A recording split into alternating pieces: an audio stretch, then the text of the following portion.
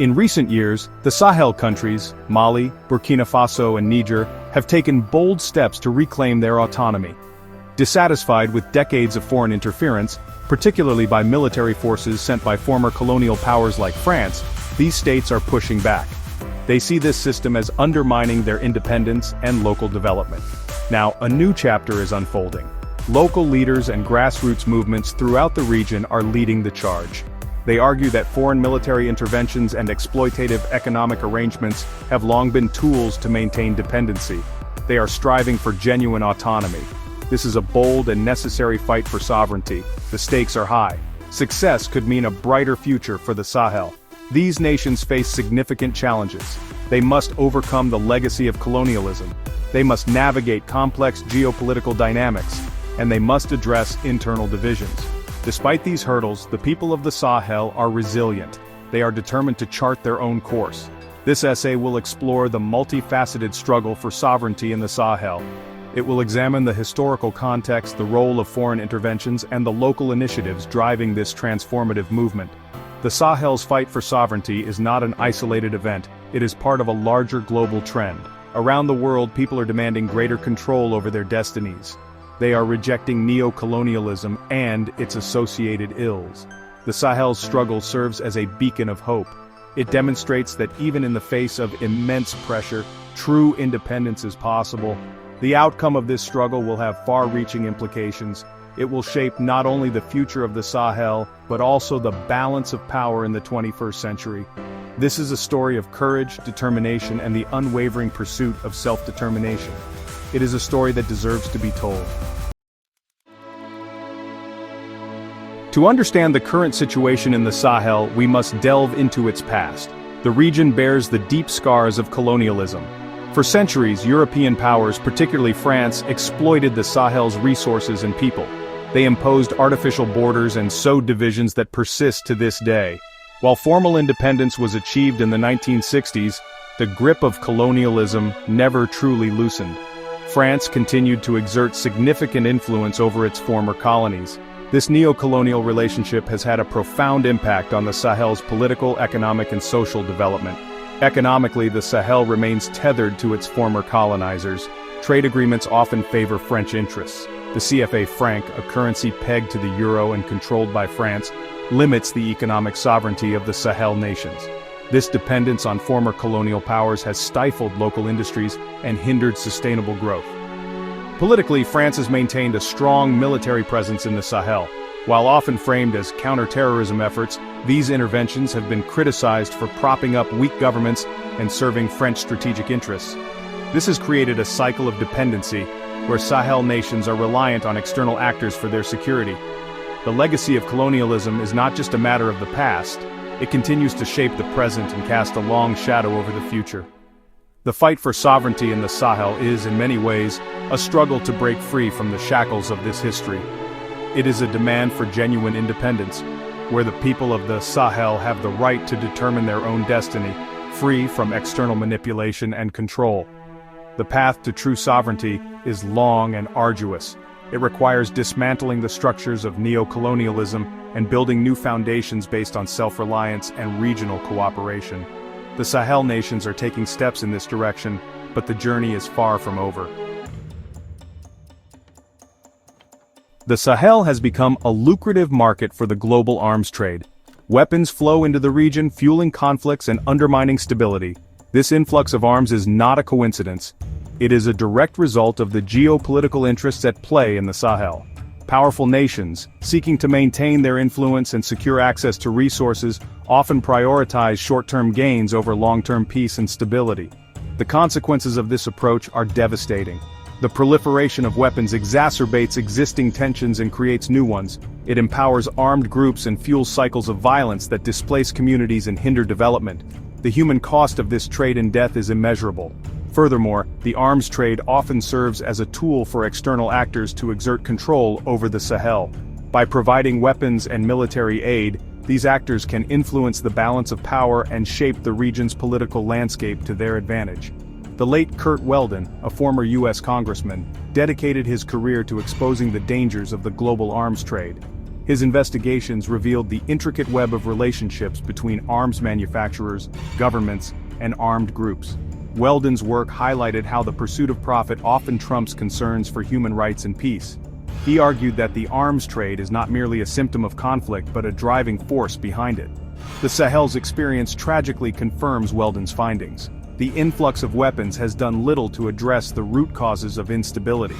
Instead, it has created a climate of fear and violence that benefits those who profit from chaos. Breaking this cycle requires a fundamental shift in approach. It demands prioritizing diplomacy, conflict resolution, and sustainable development over the short-sighted gains of the arms trade. The fight for sovereignty in the Sahel is not just a top-down movement led by governments, it is deeply rooted in the aspirations and struggles of ordinary people. Across the region, a vibrant civil society is demanding change. Activists, students, artists, and community leaders are raising their voices against foreign interference, corruption, and injustice. They are mobilizing on the streets, organizing protests, and using art and music to express their discontent and vision for a better future. This grassroots activism is challenging the status quo and holding leaders accountable. It is pushing for greater transparency, good governance, and respect for human rights. The role of women in these movements is particularly noteworthy. Women are often at the forefront of protests and community initiatives demanding peace, security, and equal opportunities. Their voices and leadership are crucial for building a more just and equitable Sahel. The struggle for sovereignty is also reflected in the changing political landscape. In recent years, several Sahel nations have witnessed the rise of leaders who are more assertive in their dealings with foreign powers. These leaders are demanding respect for their sovereignty and seeking to reduce their dependence on external actors. They are prioritizing national interests and pursuing policies that prioritize the needs of their people. The transition to more assertive leadership has not been without its challenges. There have been setbacks, political instability, and resistance from those who benefit from the status quo. However, the underlying current of change is undeniable.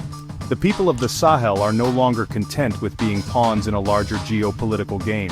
They are demanding agency, self-determination, and the right to shape their own future. Section 5. Forging a new path. Security from within. For too long, the Sahel has relied on external actors for its security. This dependence has come at a high cost, both financially and in terms of sovereignty. Now, there is a growing recognition that lasting peace and stability can only come from within. The Sahel nations are taking steps to build their own security capacities and reduce their reliance on foreign military interventions. This shift towards self-reliance involves strengthening national armies, improving training, and investing in equipment. However, it goes beyond traditional military approaches. It recognizes that security is not just about combating armed groups but also about addressing the root causes of instability, such as poverty, inequality, and lack of opportunity. As a result, Sahel nations are adopting more holistic security strategies that prioritize good governance, economic development, and social cohesion. Community-based security initiatives are playing an increasingly important role. Local communities, often better equipped to understand and address local conflicts, are being empowered to take an active role in maintaining peace and security. This includes initiatives such as community policing, conflict resolution mechanisms, and programs to reintegrate former combatants into society. The transition to a more self-reliant security architecture is a long-term endeavor. It requires sustained commitment, investment, and a willingness to challenge existing power structures. However, the potential rewards are significant. By taking control of their own security, the Sahel nations can break free from the cycle of dependence and create the conditions for lasting peace and stability. Section 6. Economic Liberation. Unlocking the Sahel's potential. The Sahel is a region rich in natural resources. However, this wealth has often been extracted for the benefit of foreign corporations and elites, leaving the majority of the population mired in poverty. Achieving true sovereignty requires economic liberation, the ability to control resources, develop local industries, and create opportunities for all. The Sahel nations are taking steps to reclaim their economic independence and unlock the region's vast potential. One key aspect of this effort is to gain greater control over natural resources. This includes renegotiating unfair contracts with foreign companies, investing in local processing capacity, and ensuring that the benefits of resource extraction reach ordinary people. For example, several Sahel nations are seeking to establish their own gold refineries to capture more value from their mineral wealth. Another priority is to diversify economies away from over-reliance on raw material exports. This involves investing in agriculture, manufacturing, and other sectors that can create jobs and generate sustainable growth. By adding value to their resources and developing local industries, the Sahel nations can reduce their dependence on volatile commodity markets and create more resilient economies. Education and technological innovation are also crucial for economic liberation. By investing in education, the Sahel nations can develop a skilled workforce capable of driving economic transformation. Embracing technological advancements can unlock new opportunities in sectors such as renewable energy, telecommunications, and digital services. The path to economic liberation is fraught with challenges.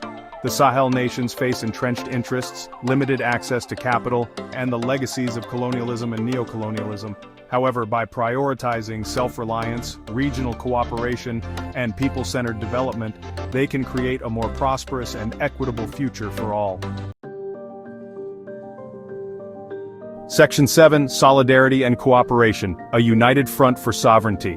The challenges facing the Sahel are too great for any one nation to overcome alone. Recognizing this, the Sahel nations are increasingly turning towards each other, forging stronger regional alliances and fostering cooperation on multiple fronts. This spirit of solidarity is essential for achieving true sovereignty and creating a more stable and prosperous region. The creation of the Alliance of Sahel States, AES, is a testament to this commitment to regional integration. The AES provides a platform for member states to coordinate their policies, share resources, and present a united front on the international stage. By working together, the Sahel nations can amplify their voices, enhance their bargaining power, and more effectively address shared challenges. Cooperation within the AES extends to various sectors, including security, economics, and development. Member states are collaborating on joint military operations against armed groups, sharing intelligence and harmonizing their security policies. They are also working to promote trade, investment, and infrastructure development within the region. Beyond the AES, the Sahel nations are also strengthening ties with other African countries and regional blocs. They are seeking to build partnerships based on mutual respect, shared interests, and a common vision for a more integrated and prosperous Africa. This Pan-African spirit is essential for breaking free from the legacies of colonialism and neocolonialism and creating a continent that is truly master of its own destiny. The road ahead will not be easy. There will be obstacles, setbacks, and attempts to divide and conquer. However, by standing together in solidarity, the Sahel nations can overcome these challenges and build a brighter future for their people. Section 8. The Illusion of Freedom, the myth of boundless individual freedom. The myth of boundless individual freedom in the West is, upon closer inspection, a carefully constructed illusion. It is a tapestry woven with threads of control and conformity. While we are told that our uniqueness is our strength, the frameworks of society ensure that only certain types of individuality are celebrated. Recognizing this paradox is the first step in reclaiming true, unmediated self-expression. Only by understanding how these hidden structures operate can we begin to question and ultimately reshape the narratives that govern our lives. The journey to true freedom begins with awareness and the courage to challenge the status quo. Section 9. The future unfolds. A continent awakens. The future of the Sahel remains uncertain. The challenges are immense and the path ahead is fraught with obstacles. However, amidst the struggles and uncertainties there is a palpable sense of hope. A new generation is rising, emboldened by the sacrifices of those who came before them, and determined to create a different future for themselves and their children. The fight for sovereignty in the Sahel is ultimately a fight for the future. It is a struggle to break free from the shackles of the past and build a future where the people of the Sahel are masters of their own destiny. It is a future where the region's vast potential is unlocked. Its resources are used for the benefit of its people, and its voice is heard on the global stage. This vision of a brighter future is not a distant dream. It is being built brick by the tireless efforts of countless individuals and communities across the Sahel. It is a future worth fighting for, a future worth believing in. And as the struggle for sovereignty continues, one thing is certain: the Sahel will never be the same. The continent is awakening, and the world is watching. The outcome of this struggle will have profound implications not only for the Sahel, but for the future of Africa and the global order. It is a pivotal moment in history, a time of great challenges and even greater opportunities. And as the dust settles, one thing is clear: the fight for sovereignty has just begun. Like, share, comment, subscribe.